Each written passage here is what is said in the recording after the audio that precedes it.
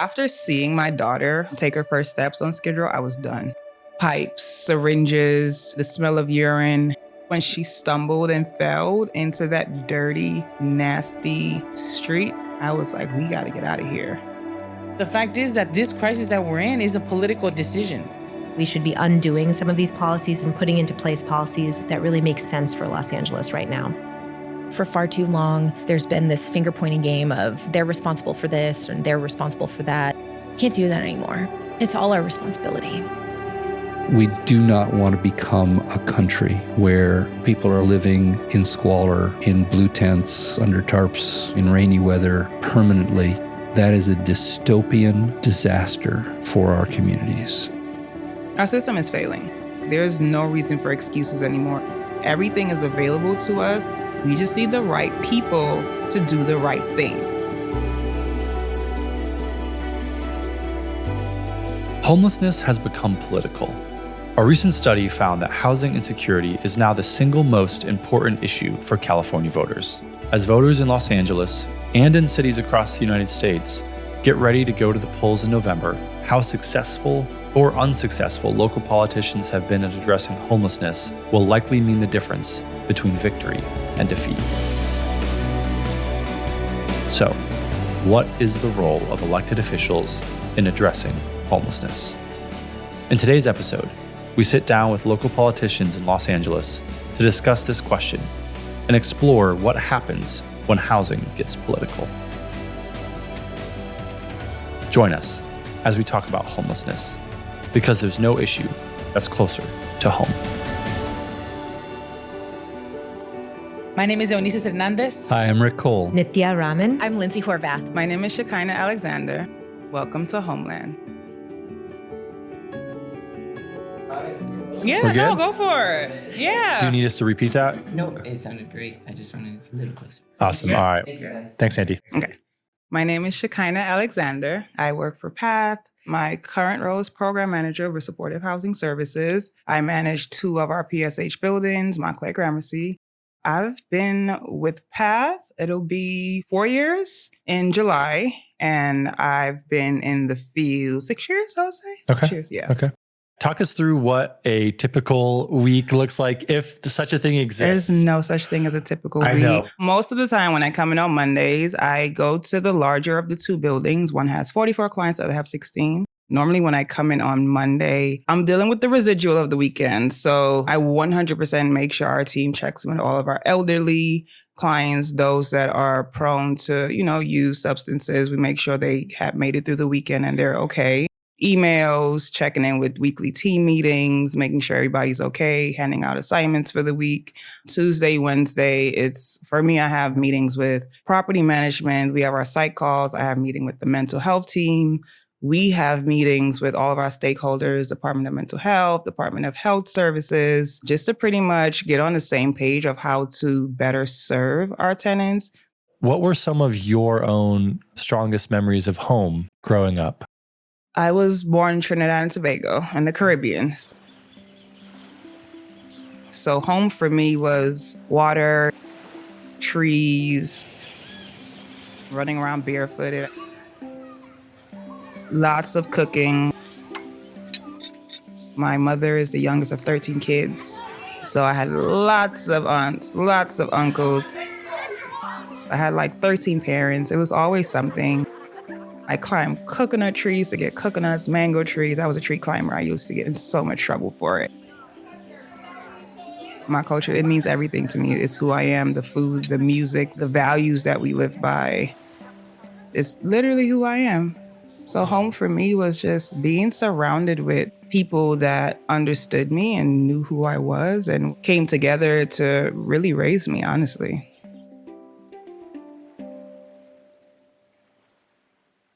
You came to the States. Talk to us about what that experience was like. Were you young? What was that process like for you? We came here when I was 11. I was going back and forth. My mom had left me in Trinidad 2 years prior to come here to try to build a life for us. We lived in Brooklyn, New York. And it was a culture shock.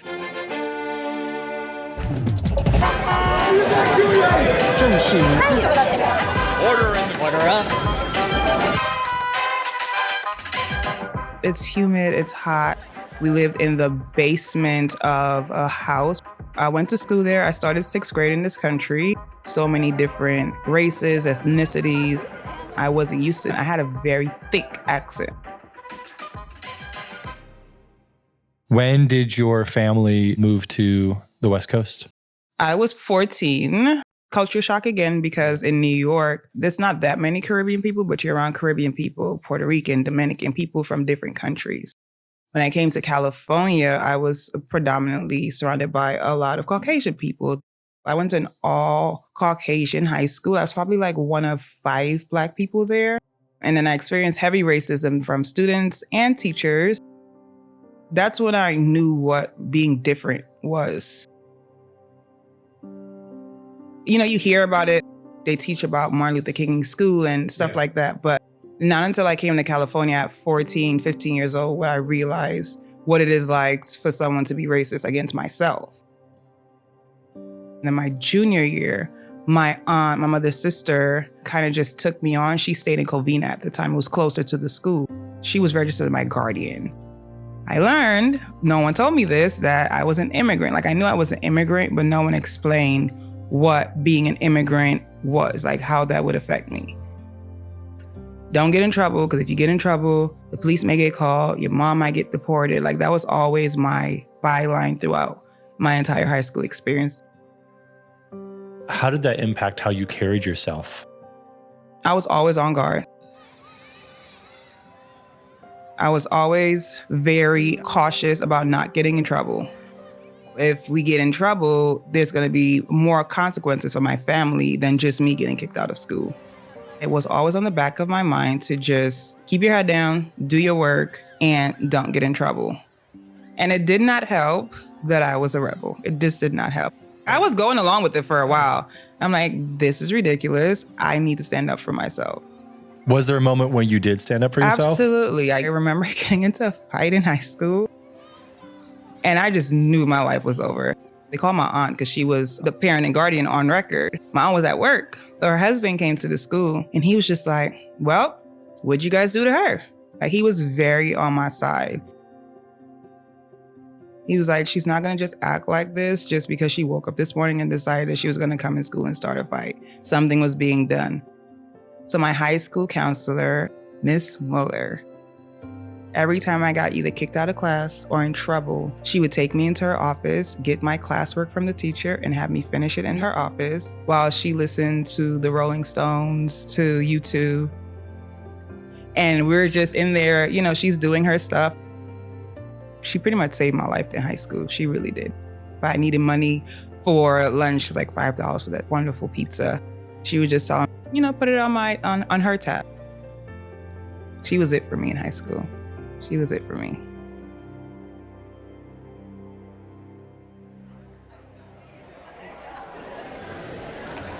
Rachel?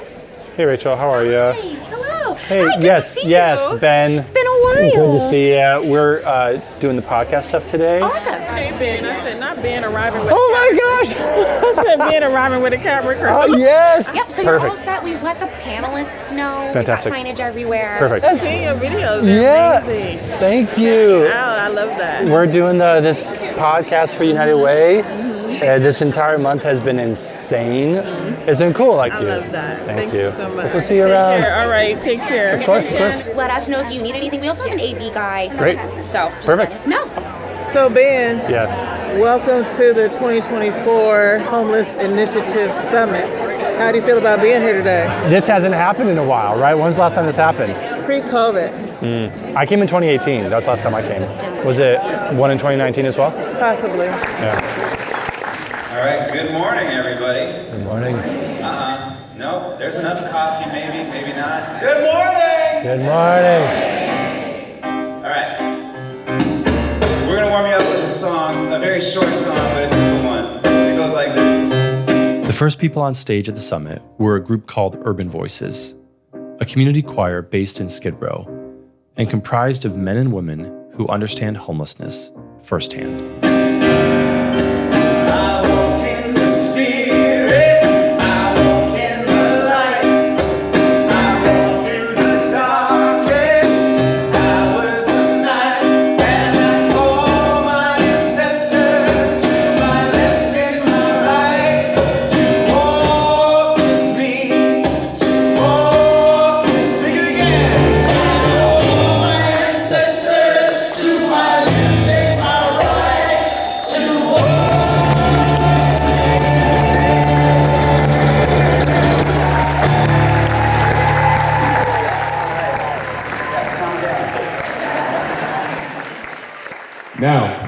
Please welcome Los Angeles County Supervisor, Chair Lindsay P. Horvath, Supervisor of the 3rd District of Los Angeles County. Good morning, everyone. Good morning. All right, we're awake. I like it. We've got lots of people here. So, Board of Supervisors. Yes. Talk to us a little bit about what Board of Supervisors is responsible for. It's a heavy, heavy weight, I think, in some capacities. And I would love to just have a better understanding of what the role of the Board of Supervisors in LA County is. I will do my best. Yes. But I like to joke, we are not only the social safety net for the region, working on issues like homelessness and mental health supports and those things, but we also measure GEMS. We are responsible for calibrating gas pumps and making sure they operate effectively. There are more than 30 departments that are responsible for a whole host of issues. The sheriff's department and the court system is part of the county system. The district attorney's office is in the county system. Same thing with the sheriff's department, funded by the county. We have responsibility for healthcare and enacting all of the social welfare programs that the state and federal government fund. All of this stuff is done at the county. The county is a wild place. Can you talk to us a little bit about some of the work you're currently doing with the controller and then some of the work that you'll be doing when you are back on Pasadena City Council? Sure. Chief Deputy Controller is a title that means absolutely nothing to anyone. Here's Rick Cole, Chief Deputy Controller in the City of LA and Council Member-elect for the City of Pasadena. The controller in the city of Los Angeles has the responsibility for paying 49,000 people every 2 weeks. We also pay 100,000 invoices. We pay all the city's bills. We also keep track of $11.8 billion worth of spending. We're the city's accountant. So all the 42 departments, we have to look over their shoulder and make sure that it all adds up and it all goes in the right place. It's been 29 years since I've been on the city council. When I moved back to Pasadena after having been city manager in Azusa for 6 years, Ventura for 9, and Santa Monica for 5, as well as being deputy mayor for the budget in LA during that period, I had no expectation of ever running for office again. I did get appointed to the Planning Commission, and there I found we weren't doing any planning. We were doing reacting to developer proposals, and I found that interesting, fundamentally unsatisfying. Yeah. My dissatisfaction with our planning function led me to take a look at a lot of other things, including homelessness, and conclude that Pasadena had become smug and complacent. And Pasadena has a lot to be smug and complacent about. It's a successful city, but it is a successful city because previous generations made hard choices. Not always the choices that we would make today, but they were far-sighted choices. And I don't see that vision now. So I decided to run for office. You were the co-chair of the Silver Lake Neighborhood Council, a homelessness committee, as well as the co-founder of SELA Neighborhood Council, and then the Neighborhood Homeless Coalition. What led you to get involved in that way around issues of homelessness? You know, I'm an urban planner by training, and I had done work on urban poverty in India. And in LA, I had actually written a report about how the city was responding to homelessness back when homelessness was not quite as widespread an issue as it is now. This is Nithya Raman, LA City Council member for Council District 4. So in 2014, I started researching and writing this report, which was looking at how the city of LA was spending its money in response to homelessness. And at that point, there were about 23,000 people experiencing homelessness, but the bulk of residents who were homeless were in Skid Row, in Hollywood, and at the beaches. And there wasn't that much homelessness across the entire city. The city of Los Angeles was spending almost $100 million responding to homelessness. What I documented was that even then, when homelessness was much less than it is now, 90% of that money was going towards putting people who were experiencing homelessness in jail. Very, very little of that money was actually being spent on services and housing. When Miguel Santana, who was the CAO of LA City at the time, released that report, it made front page headlines and actually pushed the city to dramatically change its response. The mayor had announced that the city was going to spend $100 million on services and housing for homelessness. I started my work in my own neighborhood because after I wrote that report and I knew what the city was doing on homelessness, in my own neighborhood, I saw that there were more tents showing up in places I hadn't seen them before. That was parallel to the rise in homelessness across the entire city. I wanted to do something. Can you describe what that transition from being a community organizer and an advocate to being a council member was? Like, what was awesome about that? What was challenging about that? We won in the primary, which has only been done 3 times in the entire history of LA, which also made it very difficult though, because people are like, oh, you're working already? Yeah. And I was like, it's only me by myself. I don't have a team yet or a budget or anything like that. Here's Eunices Hernandez, LA City Council member for Council District 1. So that was a little bit hard to navigate in the beginning because I didn't know all the rules of the trade. I didn't know what the job was yet. I didn't know what I could offer them, what kind of support I could provide. But what I did was just meet with people just to begin the conversations. You talked about homelessness is not a natural disaster, it's a man-made disaster. This was from an opinion piece you wrote, I want to say it was last year. What's man-made about it? What led us to this point regionally? At the deepest level, it's the breakdown of some of our systems. Most pointedly of our housing system. We haven't built enough housing in Southern California for the demand, and that's caused prices to rise. There are a lot of other factors that drive that, but the most important one is supply. The second breakdown is our criminal justice system. A lot of people fall between the cracks. You come out of jail where you have 3 meals and a place to sleep, and then they say, well, good luck, without the gateway to reintegrating back into society. And if you don't come back to a church or a family that'll help you, you're on your own. And good luck at finding $2,000 a month to find a place to live. It's also a breakdown of our approach to mental health. And it's a product of some of the deep neuroses and psychoses in our society around drugs and alcohol and meaning in life, right? And valuing people and systemic racism. So there's a whole series of systemic issues. LASA did a report on Black people experiencing homelessness. There was a phrase in there that I've heard in various versions personally from people. A woman said, there are a lot of reasons I became homeless, but what would have kept me from becoming homeless is someone who cared about me. Now, that doesn't mean that no one cared about that person. Because of a whole variety of circumstances in people's lives, sometimes people burn through people who care about them, whether because of mental illness or because of drug addiction or because of incarceration. But that's the last safety net, ultimately, is someone who cares about you. I've walked that journey with folks who are homeless, recapturing a sense of why I get up in the morning. Sometimes it's just as simple as having a pet, or having a friend. When does your daughter come into the picture? I got married at 20, 21, somewhere around there. Met my daughter's father in church, actually. Got married really quickly. We were together for about 1.5 years, and within that time, my daughter was conceived. We fell out. It was a very abusive, physically abusive, emotionally, mentally abusive relationship. My daughter was born in August 2011. When she was born, I was staying with a family friend I met at church. And then when I went to my mom and I asked her, can I come back? She said, sure. So I stayed with my mom from September to, I would say, around December. And around December, my daughter's father emerged back and wanted to try to get back together. There was no getting back together for me because it took a while to get away from that entire relationship. But I was trying to kind of find some way for him to be a part of her life. My mother was very adverse to it, so she did let me know if I was to continue this relationship with her father, that I would have to leave her house. So she put an ultimatum. Absolutely. Wow. And I called her bluff. I took my daughter one day to visit her father where he was staying. And then when I came back, my key didn't work. She changed her locks. That was 8 o'clock at night. So I went to a bus stop. Thankfully, it was at the time where I just got my benefits that I was able to get a motel for the night. So I stayed in the motel. The next day, I went down to the county building, explained my situation. Hey, this is what's going on. I need help. They asked, do you have any documents to show that you can try to get you an apartment? No. So they issued me the voucher, the homeless voucher that DPSS issues for about 2 weeks of a hotel stay. I went to a hotel, and when that was done, I had nothing.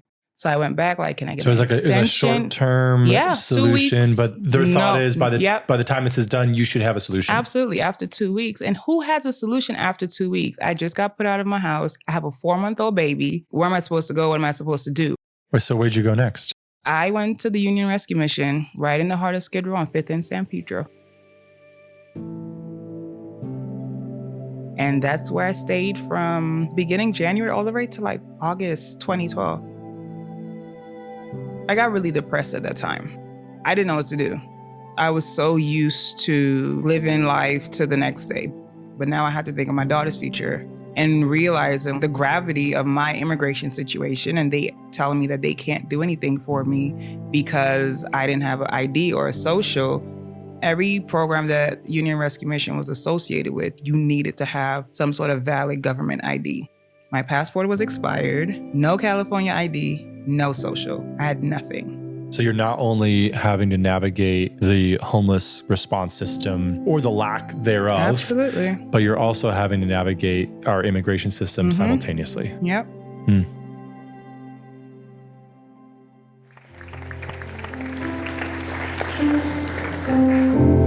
So I mentioned how we do workshops, and one of the things we've done is songwriting. And this song came out of a workshop that happened years ago, before COVID, but it's become one of our anthems, and we'd like to share it with you. You see, when people walk into the program, they're walking right off the street. This happened to be at the John Wesley Health Center clinic, if you guys are familiar, right on 5th and San Pedro. And people walked in, we were sitting in a circle, and you know how most people sit when they join the program? They sit like this. And you're asking them, come and sing with us. And then you think, why should I sing right now? What's the point? I don't even have the energy to breathe, let alone sing. I don't know if I have the strength to get up tomorrow and wake up. I don't know if I can keep on going. And you want me to sing. Great. So we said, well, let's sing that. And so we just started this melody, and we took those words and we just said, I need the patience to inhale, exhale. I need the energy to sing. I need the strength to keep on going so I can rise again. Rise again. And we sing it over and over and over again, like a chant, like a mantra. What would you do during the day with your daughter? I would walk around Skid Row.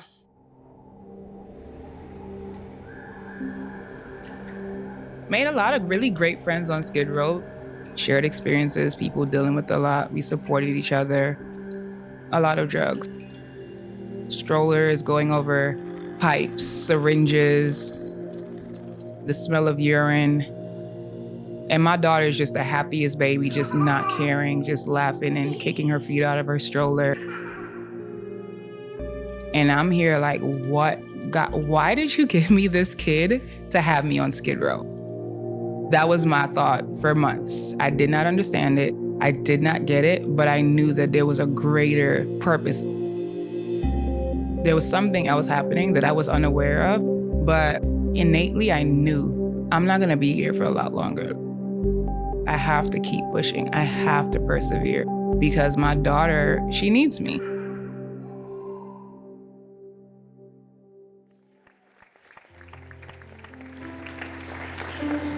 And we sing it over and over and over again, like a chant, like a mantra.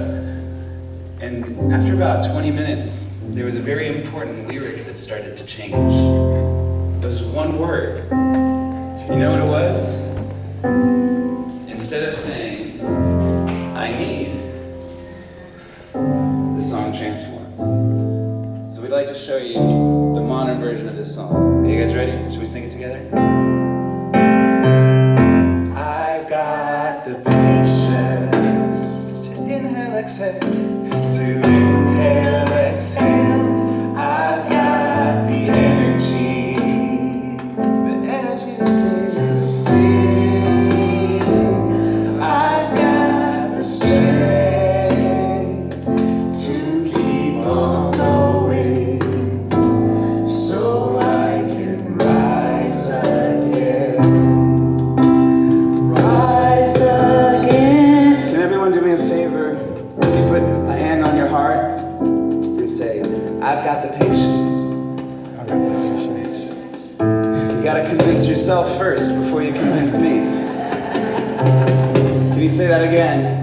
I've got the patience. I've got the patience. And then with your hands to inhale, exhale. Inhale, exhale. I've got the energy. Make some energy. I've got the energy. And then with your hands to sing. It's hard for me to put into words the impact this moment had on me.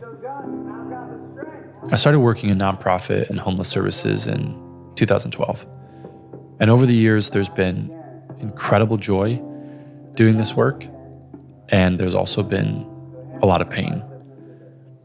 More than anything, there have been moments I've been tempted to walk away, to give in to the fatigue and the despair that at one point or another comes for everyone who's committed to this work of bringing people home. But in this moment, as voices sang and hundreds of my friends and colleagues stood tall, all I could do was close my eyes and accept this song as the gift of grace that it was. Sing one more time, so I can rise again. Last one, rise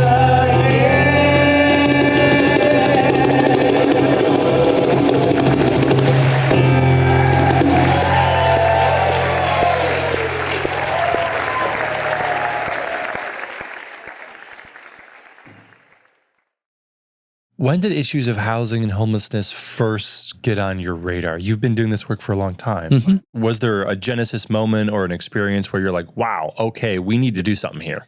Back in the early 90s, when I was serving on the council in Pasadena, we had an explosion of homelessness, and it wasn't because of Ronald Reagan, who had been out of office by that time.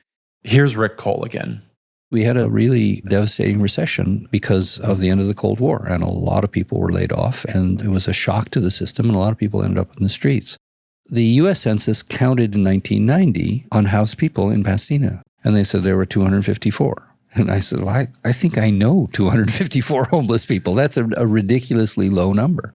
I had read in Governing Magazine that some community back east had counted their homeless people. And I said, well, that's a great idea. We should start with some data. Let's count the homeless people. And that wasn't happening nationally at the time. We were the third community in America, in Pasadena, to do a homeless count. Wow. First in California.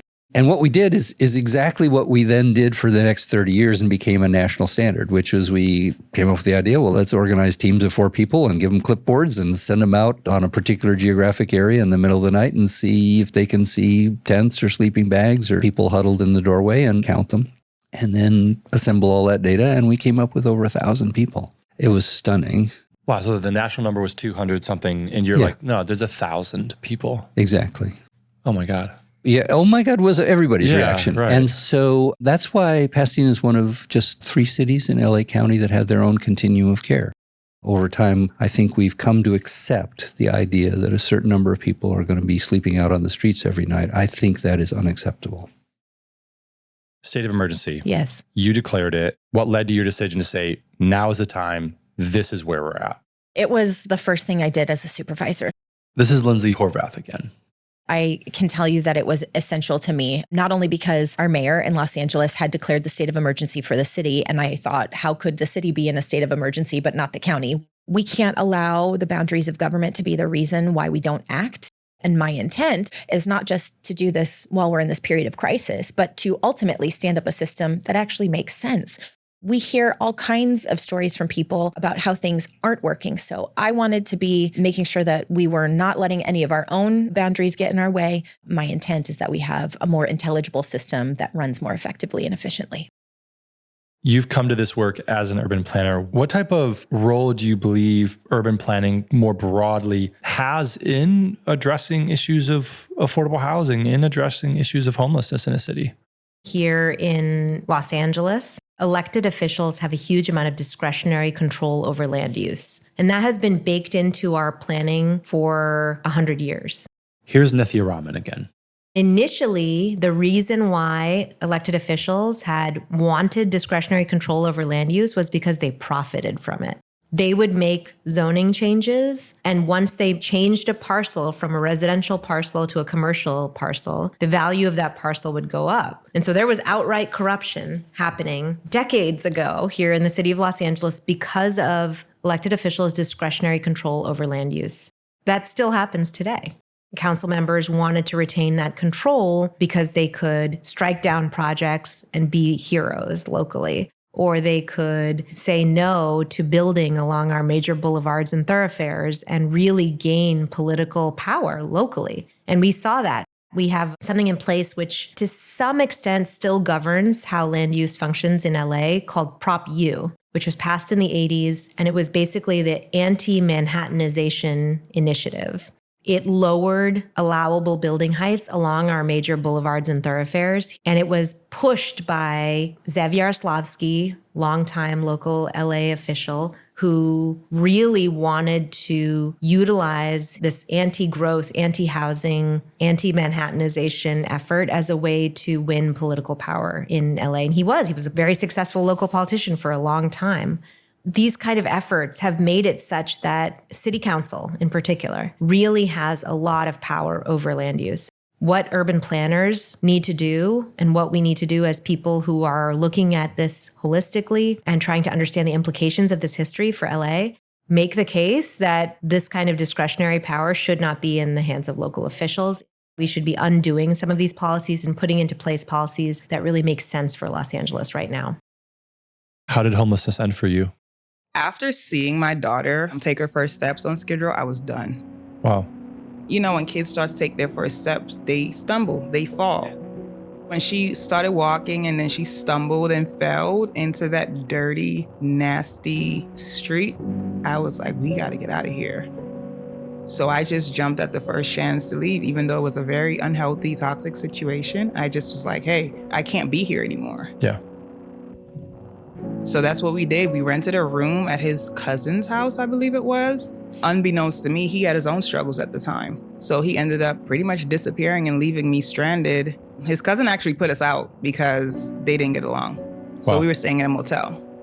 So you were back to a motel? Back to a motel with my daughter, with bed bugs, dirty motel, people in the next room doing what people do in motels. This is where I am, waiting for him to come home with the check to pay the motel, and he never came back, and the motel put us out. And I had to then go back to my mother and ask her to help me. And at that time, she took me back in. We mended and worked on our relationship. Then I stayed with my mother for about 2 years. And then I just started going to immigration offices all day. I walked into the right immigration office where I found, I do not remember her name. I just remember her telling me, take this card. I have a friend over at Legal Aid. She can help you. That phone call changed my entire life. Miss Nancy, saint on earth. The first meeting I had with her was in East LA, mind you, of course, the bus system again. Yeah. She was prepared. She had a whole box of toys for my baby. She's a pro. Yeah, food, everything. Let her play, bought us tacos, and she just listened. She listened to my story and she said, you actually don't know this. You don't know unless someone tell you, but you can get your citizenship on your own. Because I married a U.S. citizen and I was a victim of domestic violence within that marriage, I qualify for VAWA, the Violence Against Women Act. And she started that process for me. We had got statements from friends, families, those who witnessed it, experienced it with me. We submitted that to USCIS, to the immigration offices, and I was granted expedited. At first, it was just a work permit and a social security number. But I took that work permit and I ran with it. Wow. I even went up to the school. I'm like, you guys can take this, right? I have a social security number. Like, I'll pay for it. I don't know how, but I'll pay for it. I just need to go to school. Yeah. From the Skid Row to the motels to my mom's house, she stayed with me through the entire process and never charged me a dime. The only thing I had to pay for was the application process. And I have 9 aunts and uncles.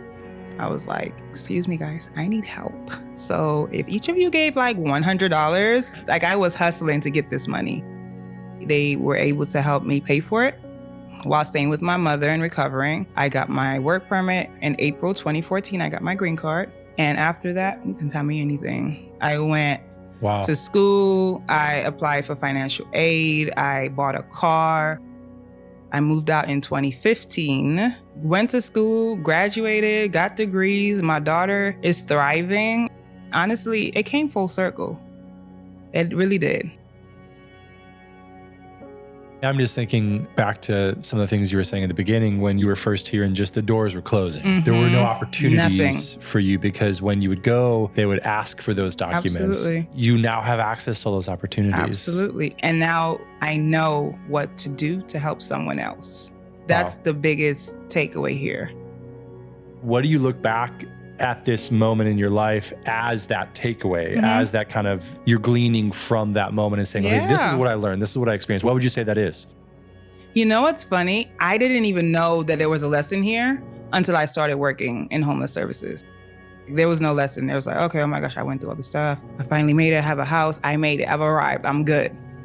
Started working in homeless services and they're asking me these questions. I'm like, oh, I know the answer to that. Oh, you don't know where to go? I know where to go.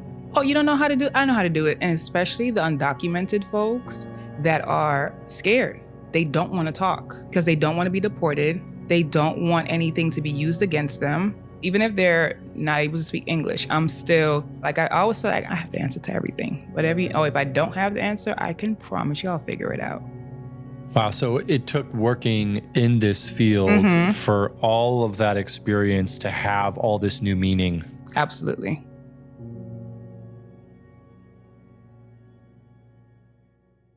People have this, I think, well-earned cynicism that we've thrown a lot of money at this problem and haven't solved it. Here's Rick Cole again. If there were a natural disaster in Pasadena and 500 people were homeless and 300 of them were out on the street every night for months and years at a time, the entire city council would be recalled and the city manager would be fired because people would say, this is a scandal. You can't allow these people that were victimized by an earthquake or a forest fire to just live out on the streets. You have a responsibility to put them back into housing. But somehow we've dehumanized the folks, whether we call them homeless or unhoused. We just assume that these are a class apart. These are people that somehow are not part of our society. And other societies don't do that. What are you hearing people say around homelessness, around affordable housing? What's the emotion that you're hearing and how do you respond? A lot of what I hear around housing and housing issues in council. Here's Unices Hernandez again. It's like, I'm in the process of being evicted. I don't have access to hot water. The living conditions in my unit are terrible. My landlord is harassing me. I'm getting evicted. Our rent has increased 300%. These are literal things that have come out of the mouths of the people who have come to give public comment. What are you feeling in that moment when someone's sharing that? Oftentimes, the problem is so big that it feels overwhelming, like we can't fix it. But the fact is that this crisis that we're in is a political decision. That woman having no hot water, our political decisions have led to that. One, because we haven't invested in the services to have the housing department help her with that issue. And we haven't created the protections to protect her from her landlord not having hot water for her for nearly a year. So I feel very responsible. I try to be at public comment to take it in, to hear it, because it is an opportunity for community to share what they're experiencing. But it's a heavy feeling of, wow, we're failing. We're failing these people right here.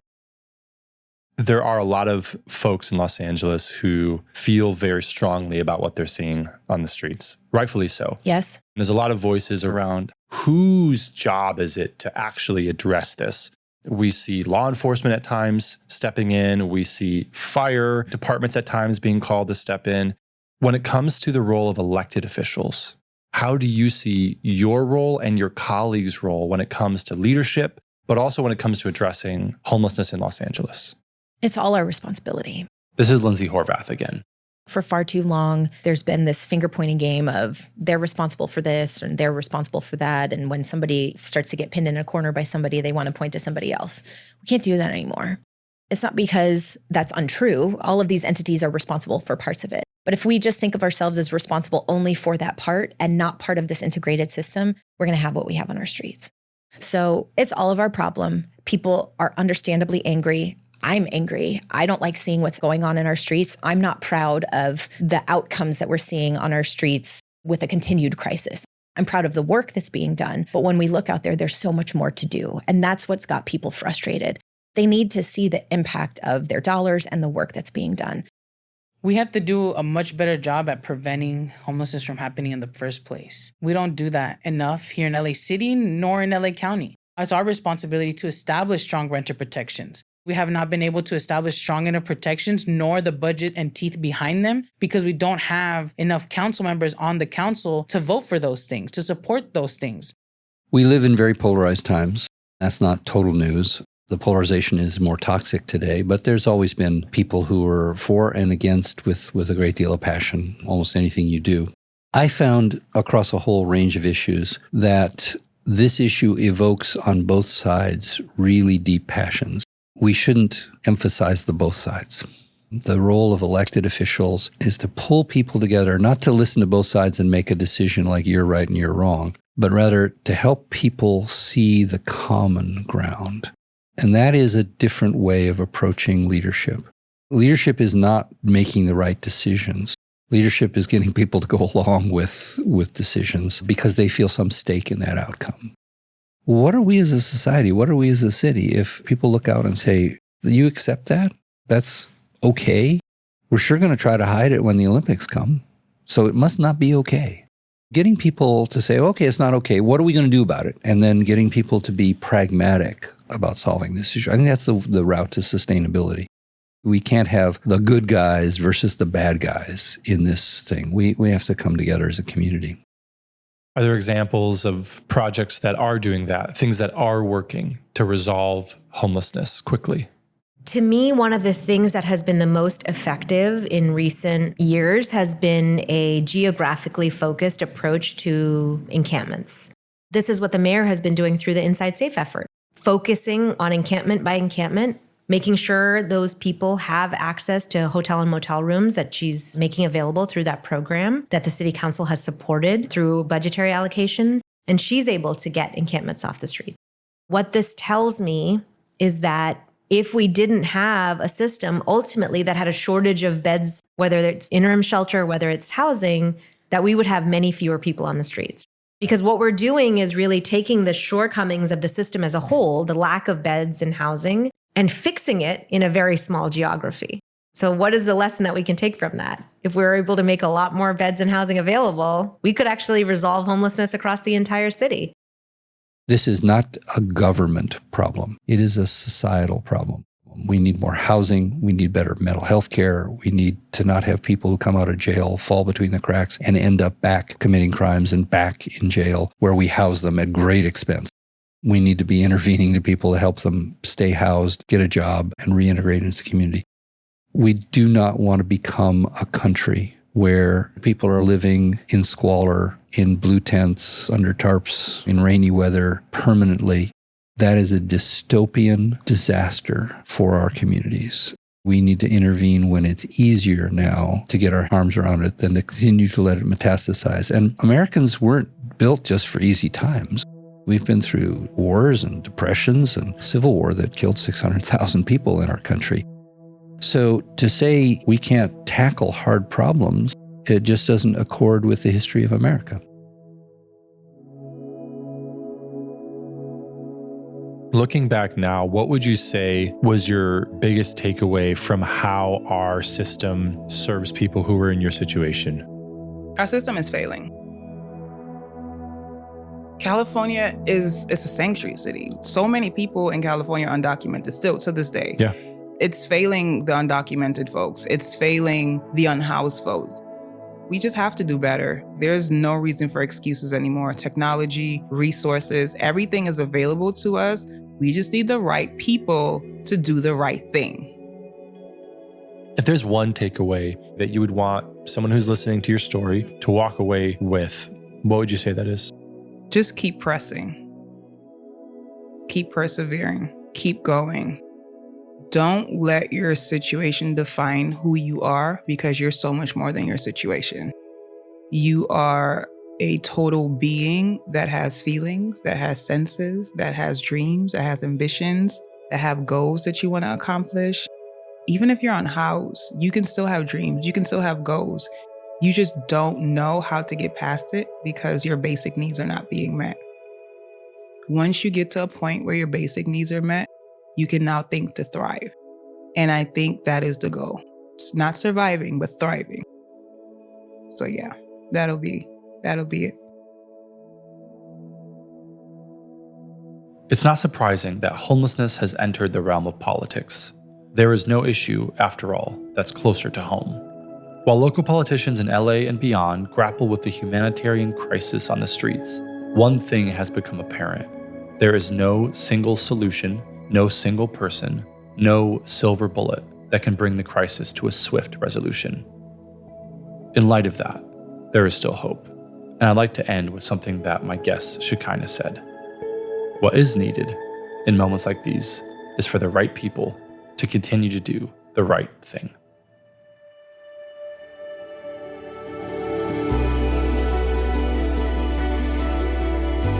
On our next episode, Redemption Road, we explore the relationship between the carceral system and homelessness and ask this question: do we believe in second chances? All that and more next time on Homeland. We want to invite you to join the Homeland by subscribing wherever you listen to your podcasts. For more information on how to gain a deeper understanding of homelessness, visit ourhomeland.us for additional content, photos, and more resources on how you can join the work of bringing people home. Homeland was created by myself, Ben Kay, and Fulcrum Productions, in association with Astoria. The complete series is brought to you by United Way of Greater LA and distributed by PRX. This episode was written and produced by Ben Kay and Andrew Didway.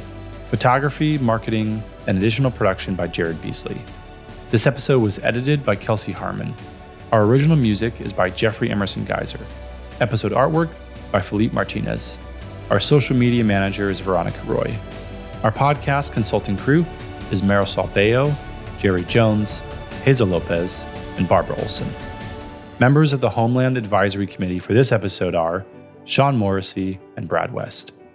I'd like to say thank you to all those who helped us along the way and ultimately brought this project to life. Thanks for listening, folks. Let's keep talking.